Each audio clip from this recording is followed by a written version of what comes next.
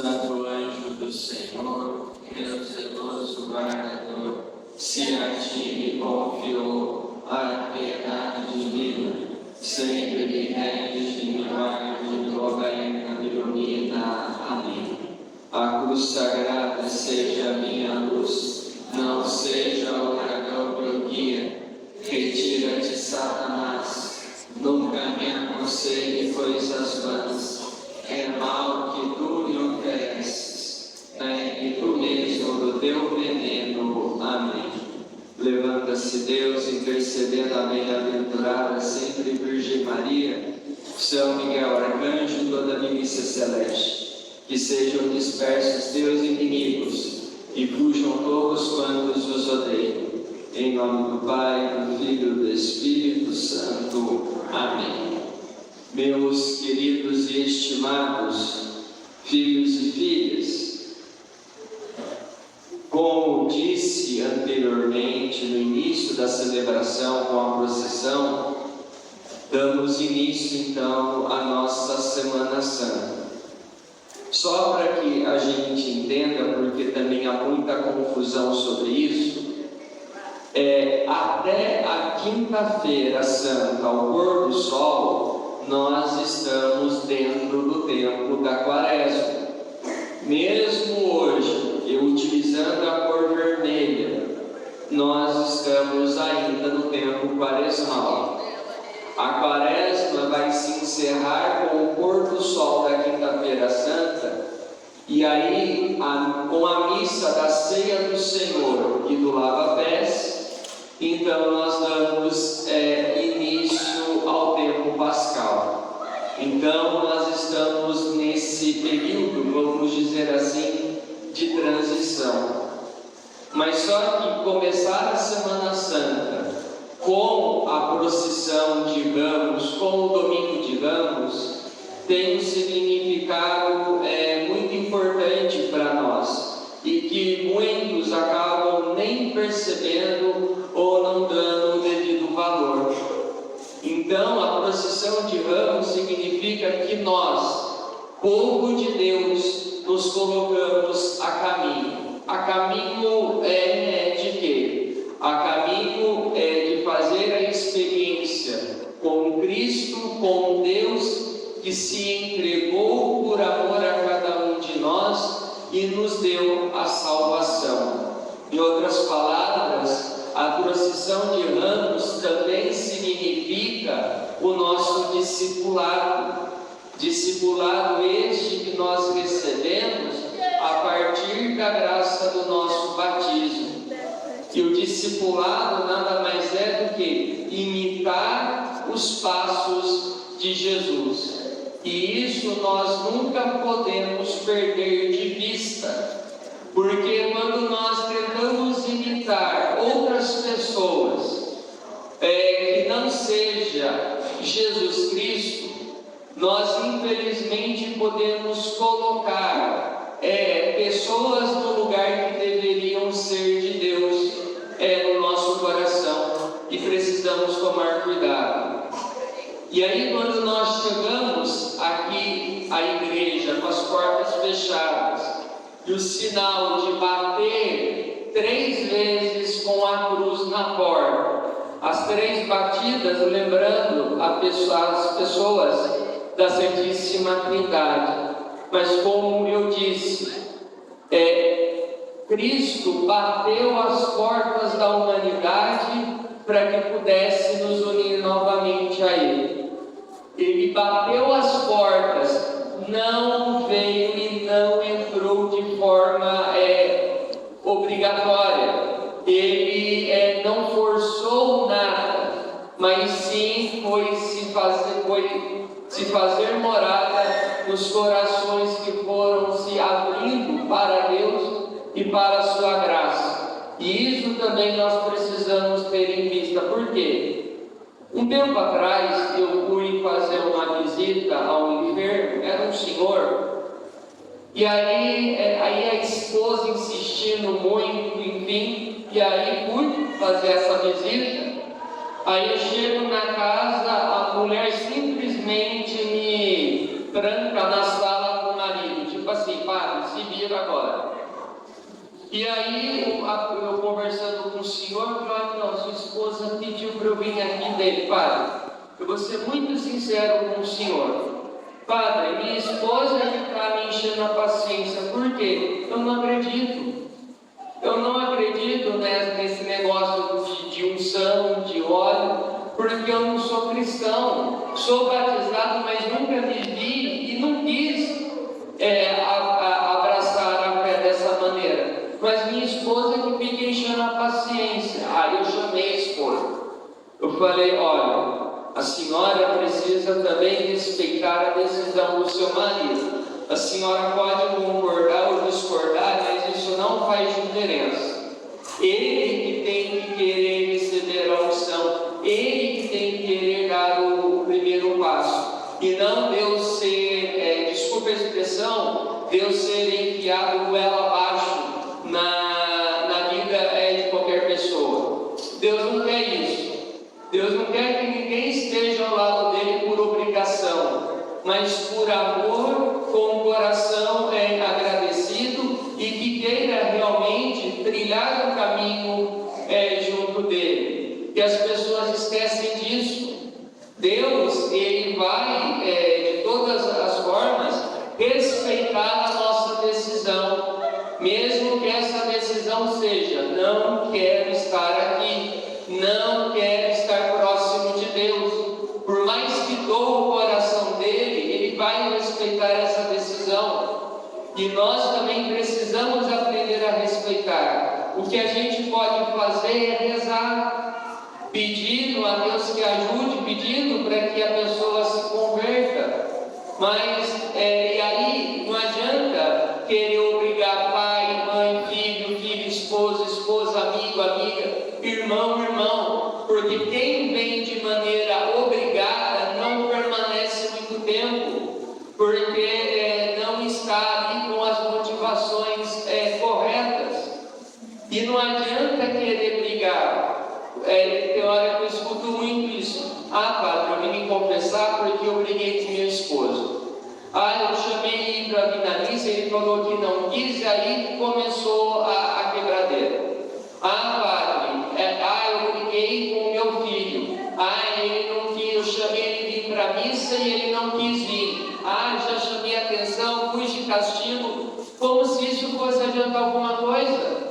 Agir dessa forma simplesmente vai fazer com que a pessoa aumente mais a vida que tenha de Deus, da igreja ou qualquer outra motivação. Chamou: vamos na missa? Não quero. Então tudo bem, estou indo. Vamos na missa? Não quero. Minha falecida avó, ela deu esse exemplo dentro de casa. Ela ia na missa todo domingo, 7 horas da manhã, era sagrado a missa dela, faça sol, faça chuva. E aí, meu avô, que é o segundo casamento dela, porque o meu avô mesmo, eu não cheguei a conhecer, porque ele faleceu quando minha mãe era bem pequena, mas aí ela chamava, brigava. Aí depois o padre da paróquia falou: não faça mais isso. Pois bem, meu avô foi uma primeira vez na missa, porque ela chamou e não brigou mais, daí ele quis dar esse passo. Meu avô morreu em 2020, bem no auge da pandemia, mas antes da saúde dele ficar debilitada, porque minha avó faleceu em 2007, ele ia na missa todo domingo, 7 horas da manhã, faça sol, fazia chuva, e realmente o ajudou e ajudou a transformá-lo numa pessoa melhor, mas sem obrigar, sem brigar, porque não vamos chegar a lugar nenhum tendo esse tipo de postura, tendo esse tipo de atitude. E aí, e as pessoas se incomodam demais, que nem: padre, eu briguei com meu esposo porque ele levantou para receber a comunhão e ele não deveria estar em pecado. Eu só viro para a esposa e falo: mas quem te deu o direito de dizer se ele deve ou não comungar? Porque isso é algo pessoal. E se a senhora comungou, ainda comungou em pecado, porque os pecados, o pessoal já me relatou, se ele não poderia comungar, a senhora também não deveria. Então é muito fácil julgar e olhar a vida do outro, querer dar palpite na vida alheia, em vez de nos preocupar com a nossa conversão, com a nossa transformação, e aí, de uma maneira sadia e correta, colaborar na conversão e na santificação do nosso semelhante, ao ponto que ele vai se permitindo abrir para Deus e para a sua graça.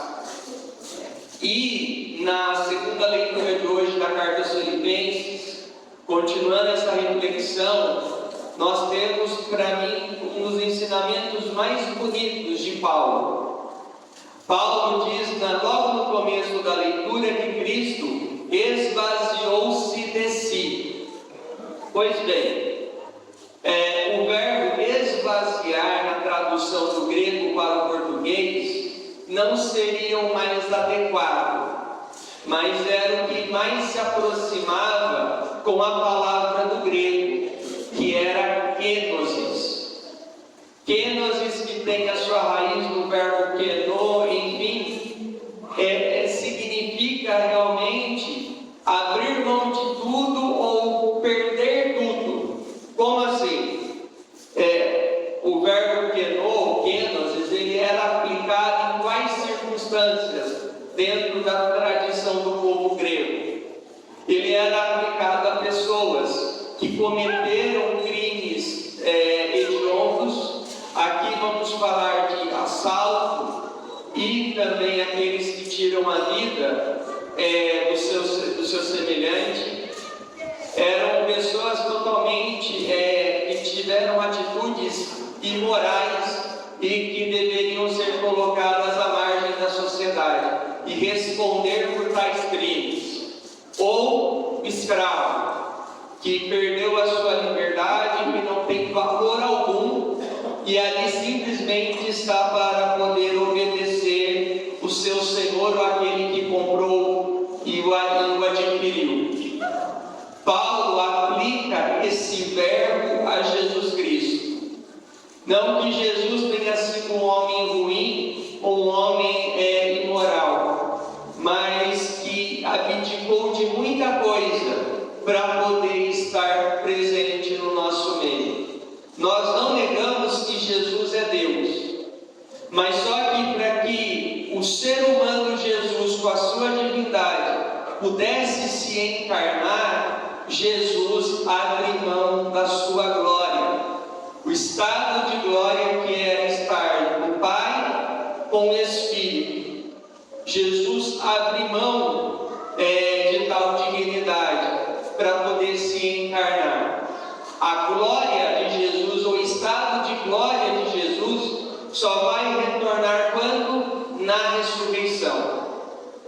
Mas por que isso? Jesus abriu mão e aí sim esvaziou-se para poder se fazer homem. Por um simples ensinamento, para poder mostrar a nossa dignidade, porque nós somos criados à imagem e semelhança de Deus. E nesse processo de esvaziar-se de Jesus para se encarnar, ele também veio nos ensinar uma coisa muito importante. Qual é? Quando eu pergunto, por que Jesus não pecou? Qual é a resposta mais comum que todos dão? Que Jesus não pecou porque ele era Deus. Pois bem, mas não é esse o motivo.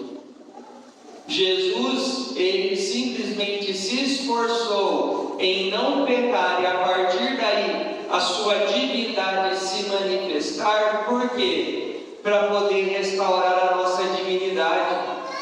Nós, como eu disse, fomos criados à imagem e semelhança de Deus, mas infelizmente de uma forma que nós não sabemos como, onde, quando o pecado vem e quebra, rompe esse projeto de Deus para conosco e rompe essa nossa comunhão com Deus.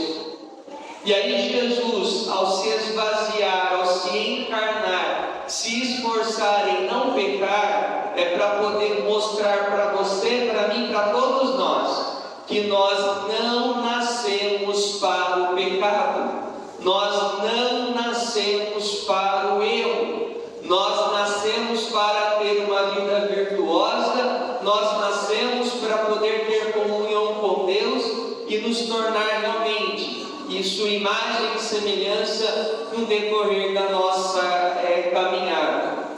O grande problema disso tudo, qual é? É que o ser humano não entende essa dignidade e aí ou prefere, infelizmente, o pecado, a satisfação momentânea, do que o esforço de uma vida virtuosa de acordo com a vontade de Deus. Me incomoda quando, por exemplo, na confissão, o padre fala: eu te absolvo dos teus pecados. A pessoa, tudo bem, ao entrar, ela pode entrar para a confissão com ar de pesar, até de derrotado às vezes, mas só que ela não pode sair do mesmo jeito.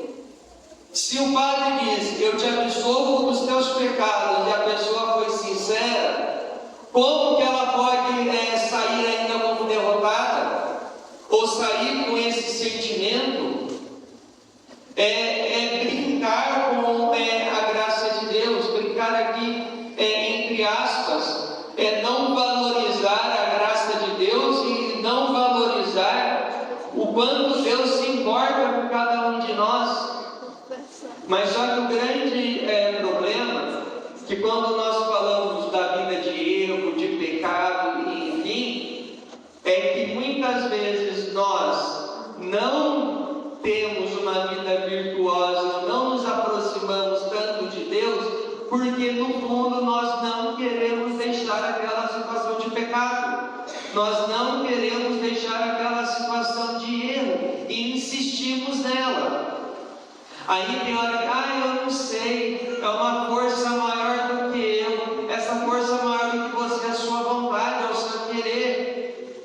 Enquanto a gente não for sincero, nós vamos ficar batendo na mesma tecla, vamos ficar brincando de ser discípulos de Jesus Cristo, não vamos levar a sério, me desculpe, vamos brincar e menosprezar com a graça de Deus por nós.